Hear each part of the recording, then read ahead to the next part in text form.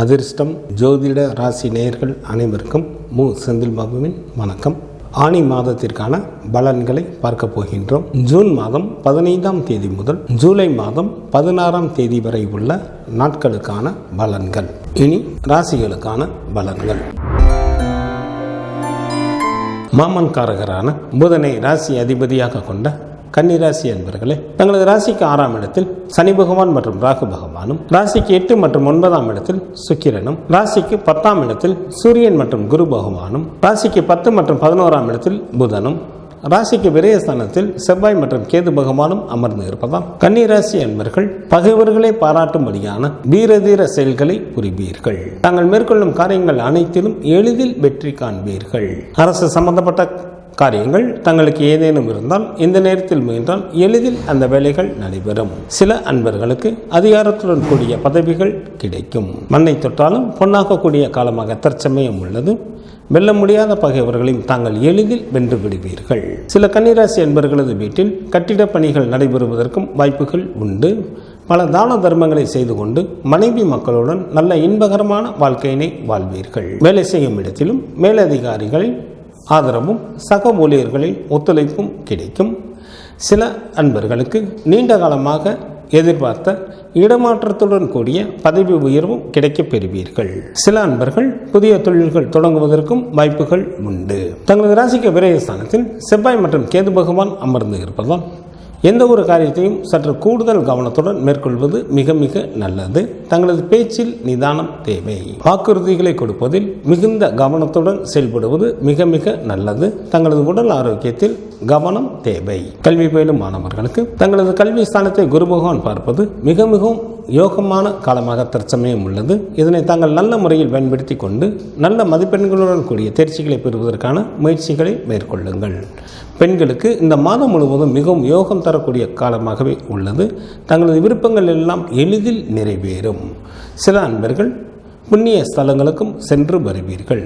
அனைவரும் தங்களிடம் நட்புடன் நடந்து கொள்வார்கள். எச்சரிக்கையுடன் இருக்க வேண்டிய நாட்களாக ஜூன் மாதத்தில் 21 மற்றும் 22ஆம் தேதிகள் வருகின்றது. கன்னிராசியில் உள்ள நட்சத்திரத்திற்கான பலன்கள். உத்திரம் நட்சத்திரத்தில் பிறந்தவர்களுக்கு குடும்பத்தில் உற்சாகம் அதிகரித்து காணப்படும். வெகு நாட்களாக திருமணம் முடியாமல் காலம் தாழ்த்தி கொண்டே இருந்தவர்களுக்கு திருமணம் கைகூடி வரும். விருந்து மற்றும் கேளிக்கை நிகழ்ச்சிகளில் கலந்து கொள்வீர்கள். ஹஸ்தம் நட்சத்திரத்தில் பிறந்தவர்களுக்கு தங்களுக்கு பிடித்த ஆடை ஆபரணங்கள் வாங்குவீர்கள். சகல விதமான ஐஸ்வர்யங்களை பெற வாய்ப்புகள் உண்டு. செய்யும் தொழிலில் அதிகப்படியான லாபம் கிடைக்கும். செல்வமும் செல்வாக்கும் பெருகும். சித்திரை நட்சத்திரத்தில் பிறந்தவர்களுக்கு இந்த மாதத்தில் மிகவும் எச்சரிக்கையுடன் யாரிடமும் பேச வேண்டும். இல்லையெனில் கலகமோ அல்லது மனஸ்தாபங்களோ ஏற்பட வாய்ப்புகள் மிக அதிகம். ஆனி மாதத்திற்கான சுப தினங்களாக ஜூன் மாதத்தில் 16, 17, 18, 19, 25, 26, 27 மற்றும் 28ஆம் தேதிகளும், ஜூலை மாதத்தில் 2, 3, 7, 8, 14, 15 மற்றும் 16ஆம் தேதிகள் வருகின்றது. சந்திராஷ்டமம் நிகழக்கூடிய நாட்களாக ஜூன் மாதம் 20ஆம் தேதி இரவு முதல் ஜூன் மாதம் 22ஆம் தேதி இரவு வரை சந்திராஷ்டமம் உண்டு. குரு பகவான் வழிபாடு தங்களது வாழ்க்கைக்கு மேன்மையை தரும். மகாலட்சுமி வழிபாடு தங்களுக்கு வளத்தை அளிக்கும். ஜூன் மாதம் 15ஆம் தேதி முதல் ஜூலை மாதம் 16ஆம் தேதி வரை உள்ள ஆனி மாதத்திற்கான சுபமுகூர்த்த தினங்கள். ஜூன் மாதத்திற்கு 16ஆம் தேதி, ஆனி மாதத்திற்கு 2ஆம் தேதி திங்கட்கிழமையும், ஜூன் மாதத்திற்கு 27ஆம் தேதி, ஆனி மாதத்திற்கு 13ஆம் தேதி வெள்ளிக்கிழமையும், ஜூலை மாதத்திற்கு 2ஆம் தேதி, ஆனி மாதத்திற்கு 18ஆம் தேதி புதன்கிழமையும், ஜூலை மாதத்திற்கு 7ஆம் தேதி, ஆனி மாதத்திற்கு 23ஆம் தேதி திங்கட்கிழமையும், ஜூலை மாதத்திற்கு 13ஆம் தேதி, ஆனி மாதத்திற்கு 29ஆம் தேதி ஞாயிற்றுக்கிழமையும், ஜூலை மாதத்திற்கு 14ஆம் தேதி, ஆனி மாதத்திற்கு 30ஆம் தேதி திங்கட்கிழமையும், ஜூலை மாதத்திற்கு 16ஆம் தேதி, ஆனி மாதத்திற்கு 32ஆம் தேதி புதன்கிழமையும் சுபமுகூர்த்த தினங்களாக வருகின்றது. ஆனி மாதத்திற்கான விரத நாட்கள். சுக்லபட்ச சதுர்த்தி திதியானது ஜூன் மாதத்தில் 28 மற்றும் 29ஆம் தேதிகளில் வருகின்றது. வருகின்றது. சுக்லபட்ச சஷ்டி திதியானது ஜூன் மாதம் 30ஆம் தேதியும் ஜூலை மாதத்தில் 1ஆம் தேதியும் வருகின்றது. சுக்லபட்ச ஏகாதசி திதியானது ஜூலை மாதம் 6ஆம் தேதி வருகின்றது. சுக்லபட்ச பிரதோஷமானது ஜூலை மாதம் 8ஆம் தேதி வருகின்றது. சங்கடகர சதுர்த்தி திதியானது ஜூலை மாதத்தில் 14ஆம் தேதி வருகின்றது. கிருஷ்ணபட்ச சஷ்டி திதியானது ஜூன் மாதத்தில் 16 மற்றும் 17ஆம் தேதிகளில் வருகின்றது. கிருஷ்ணபட்ச ஏகாதசி திதியானது ஜூன் மாதத்தில் 21ஆம் தேதி வருகின்றது. கிருஷ்ணபட்ச மகா பிரதோஷமானது ஜூன் மாதம் 23ஆம் தேதி வருகின்றது.